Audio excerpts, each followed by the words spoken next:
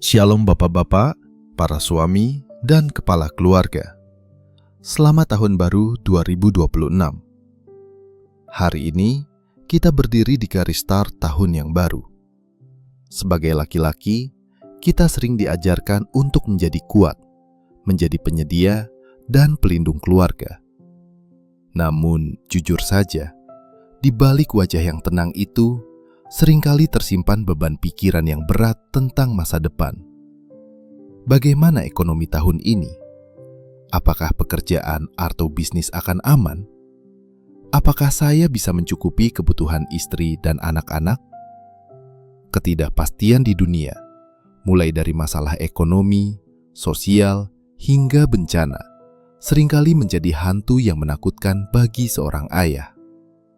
Namun, di hari pertama tahun 2026 ini, Tuhan Yesus memberikan perintah tegas kepada kita sebagai pemimpin keluarga. Jangan khawatir. Bapak-bapak, ada perbedaan besar antara antisipasi dan khawatir.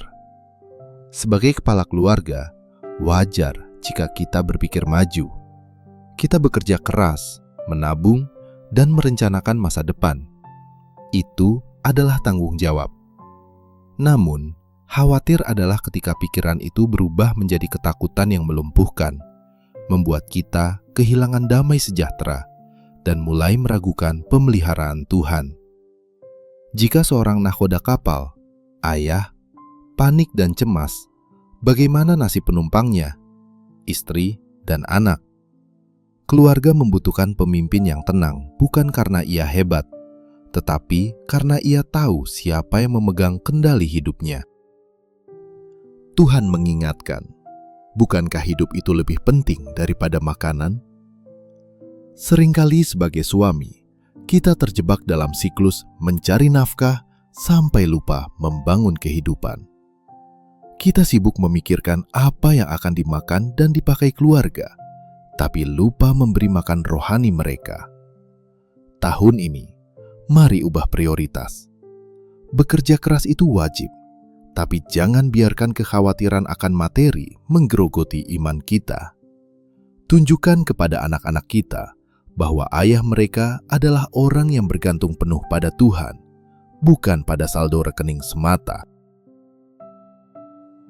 Dunia mungkin menawarkan ketidakpastian di tahun 2026, tetapi Tuhan menawarkan kepastian pemeliharaannya. Burung di udara Dia beri makan, bunga di ladang Dia hiasi. Apalagi kita dan keluarga kita yang jauh lebih berharga.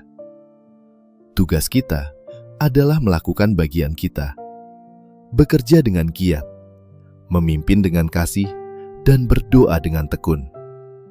Sisanya, itu bagian Tuhan. Jangan ambil alih porsi Tuhan dengan rasa khawatir kita. Bapa di surga, terima kasih untuk tahun baru 2026. Hamba menyerahkan peran hamba sebagai suami dan ayah ke dalam tangan-Mu.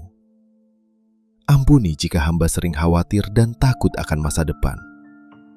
Hari ini, hamba memilih untuk percaya bahwa Engkau adalah pemelihara yang setia bagi keluarga kami.